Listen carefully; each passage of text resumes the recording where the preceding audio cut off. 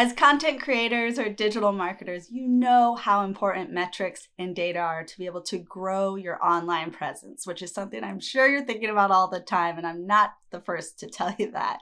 And the more information you have, the easier you're able to create a successful content strategy that works for both you and your expanding audience. And one of the easiest ways to get these data-driven insights is through social media testing. It allows you to analyze how different variables affect your performance. But where do you even start? The most important thing for you to figure out is what key metrics are you going to be paying attention to figure out if you're actually reaching your definition of success. So some examples are impressions. Is your content reaching the most amount of people that it can possibly reaching? What about engagement? Are you getting likes, clicks, follows on your content? And then lastly, your traffic. Are you driving people where you want to be driving them? To your website, to a specific conversion? Are you actually converting on the content that you're creating? Okay, now that we know what KPIs we're looking for, how do we conduct a test? A/B testing, maybe you're familiar with this. It's also known as split testing. It's probably the most common way to do this because it compares two versions of a thing and measures the difference in performance. I do A/B testing all the time at my role at GoDaddy. And think of it like a competition, which my friends would laugh right now. They're like, of course you think of it like a competition. You're so competitive. But you're pitting two versions of your content against the other to see which one gets the desired results, i.e. likes, comments, etc. You get the gist. However, with so many different platforms out there and so many different types of content, it can be overwhelming to know what you're even trying to test, right? So here are 5 simple ways you can test the effectiveness of your content.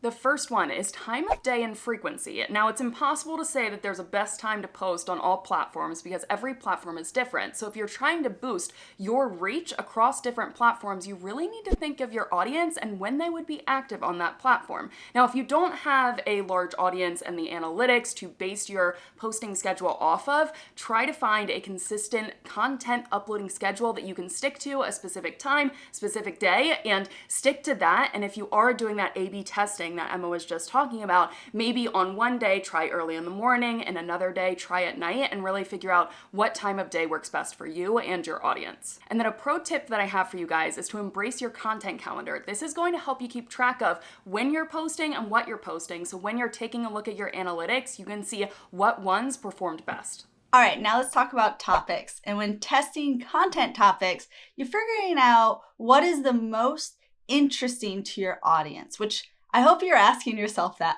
all the time when thinking about marketing in general, but you can even ask them directly, which is pretty cool, which would increase your engagement by default.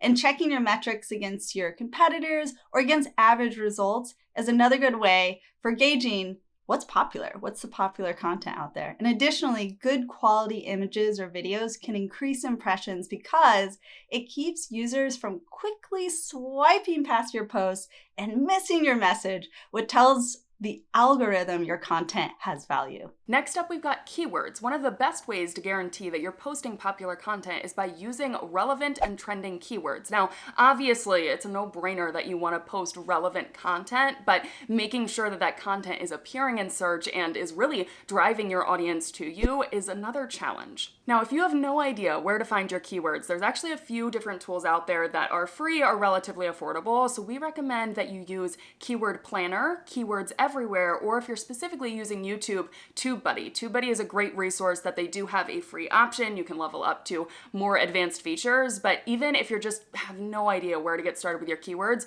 go to YouTube, go to Google, start typing in a search, and even just the drop-down menu is going to give you recommendations of trending keyword phrases that people are typing in. So that's a really great beginner place to get started, but you want to make sure that you're doing that research before you include your keywords within your content to make sure that you're hitting the right keywords to help you to rank in search. Now, this also relates to hashtags, so if you're on Instagram or any other platform that uses hashtags, you want to make sure that you're doing your research there and including those within your content.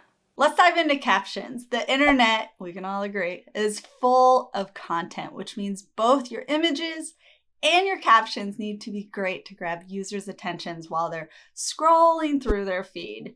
And Hootsuite actually did an experiment on long captions versus short ones. And what they were curious to discover is like, which gets more engagement on Instagram. And they found that the posts with the longer captions collected more likes and many more comments than the short captions. Maybe that's surprising to you. However, everyone is going to have their own unique brand voice and what makes sense for them and their audience. Lastly, your call to action is what are you going to be driving your audience to? So do you want them to sign up for a newsletter? Do you want them to sign up for a free trial of something? Maybe you want them to purchase a product. You really need to figure out what your call to action is going to be if you're going to have it in your content. Now, here's the tricky thing. You do not want all of your content that you create to be a specific call to action because it could be a little bit too pushy and then it drives down your engagement. So you want to have a good mix of natural content that you're just creating for either the enjoyment of your audience, the education, something, figure out what the value is there, and then try to mingle in a few that have a really specific call to action. That's great advice, Catherine. And now I'm going to say what some of you might dread. You got to test, test, and test again.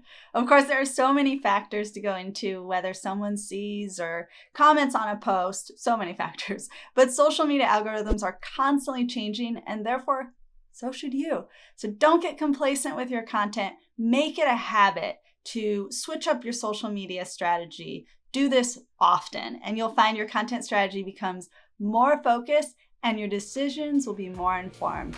All right, that's a wrap, but your journey doesn't have to end here. We have over 250 videos for you to watch. Be sure to like, comment, and subscribe. Thanks for watching. This is The Journey.